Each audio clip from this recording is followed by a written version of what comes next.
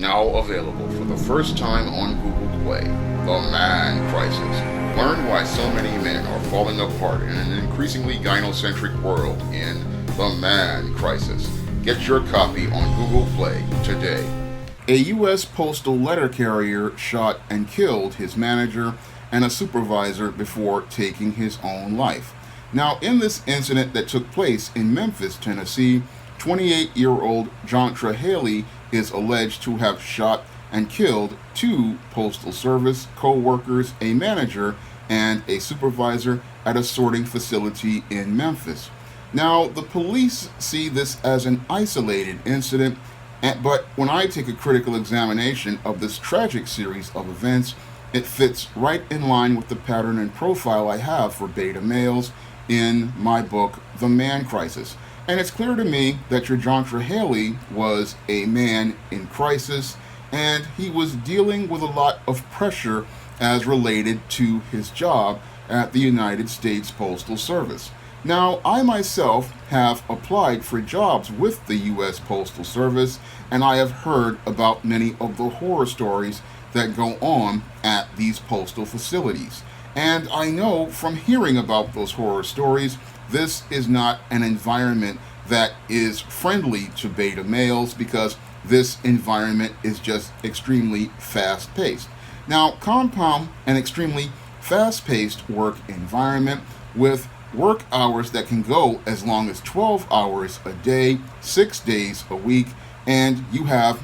a recipe for disaster getting ready to begin for anybody in the vicinity of this beta male. Because you have a man who is already coming from a dysfunctional environment, placed inside of a toxic environment where he is working long hours and dealing with extremely fast-paced work. And this is a place where a beta male's frustrations can simmer and boil, and they can go and simmer and boil for an extended period of time. Now, what compounded your Jontra Haley's situation as related to his frustration was him, as he alleges, being bullied by his bosses. Because in these environments with the Postal Service, sometimes you get supervisors who want to get personal, and they want to go out here and harass you, or they want to go out here and do things like give you really bad shifts or really bad routes and participate in passive-aggressive behaviors that make the work environment even worse than it actually is. And I believe that your Jontra Haley, if his allegations are true, him dealing with his supervisors turned his frustrations with a high-stress job into anger, and that anger eventually wound up turning into this rage, and he wound up finally not being able to tolerate much anymore as related to the stresses of this job, and he wound up exploding in this rage and believed the only way out of that stressful situation was to take the lives of the people who were bullying him and harassing him. That's what I believe happened here with Jontra Haley. He just got so angry that he wound up exploding in this rage that he decided to take a firearm he bought to protect his home in 2017 to this postal facility, and then use it to go out here and kill his two co-workers and then take his own life, because he felt like there was nothing else to live for, because he probably felt that because he had a family and a child that he couldn't get out of this really bad situation with the Postal Service, and he really thought he probably needed his job. So he probably wound up in a situation where he felt like he had absolutely nothing to lose. So that's why he went out and went to kill his supervisors and take his own life, because he felt like he had nothing to live for. And that's the way many men in crisis wind up feeling, because they have no support system from other men to try to tell them what to do in these kind of situations, or how to navigate these toxic work environments like this. And this was an extremely toxic work environment. The Postal Service over the last couple of years because the United States Postal Service is getting a lot more orders from different online retailers, and many employees are just feeling overwhelmed about the stress. I have listened to many Postal Service workers on YouTube talk about the stresses that they have to deal with and how those stresses are exacerbated by supervisors who have extremely unrealistic expectations and supervisors who can be so demanding they can practically drive a person up a wall. Now, this is further exacerbated by the Postal Service's policies regarding getting on the job full time, because most people have to put up with these abuses for at least 2 years in order to even get considered to be a permanent part of the Postal Service. So it is very hard to not only get this job, but it's harder to keep this job. So this young man was going through a lot. He was probably trying to hold on because he wanted that job security from the United States Postal Service, and because he wanted to try to hold on to keep that job security with the United States Postal Service. This is one of the things that I believe led to him winding up becoming more and more having to deal with mental issues as related to the stress. He wanted to hold on to retain this job because good jobs are very hard to find these days, but the Postal Service is no longer the good job it was over 30, 40 years ago, when a guy could go out here and get this kind of job and have a job that could take him to the middle class. No, these days the Postal Service is a hostile work environment filled with extreme stress, and it's an environment that's leading to a flashpoint because it's creating a situation where we're seeing more and more men winding up becoming men in crisis. And these men in crisis, this could lead to more tragic incidents like this, because many beta males, they become extremely unhinged when they are put under extreme pressure. And when these men are put under extreme pressure, they don't have the critical thinking skills to go out here and try to either solve the problem at the job by working with people, or they just don't want to resign because they feel like they have everything emotionally invested in this job, because a lot of beta males emotionally invest in the job that they have. So it's an extremely tense situation, and many of these men believe that because they have everything emotionally invested in this job, and if they lose this job, they lose everything. They believe that it is their justification to go out here and destroy the world around them by participating in a mass shooting. And that's sadly what happened here in the case of this shooting in Tennessee. This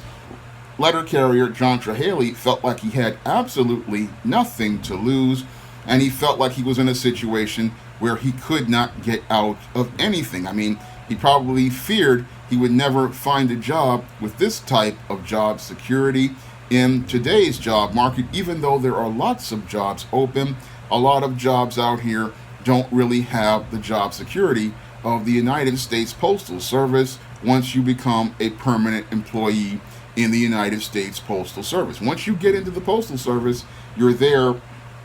for life until you do something extremely illegal. But that's one of the reasons why we had this man in crisis, and sadly he did not get any help from anybody in his community, because in a lot of communities with black men, there isn't anybody there to give that young black man the guidance he needs to navigate the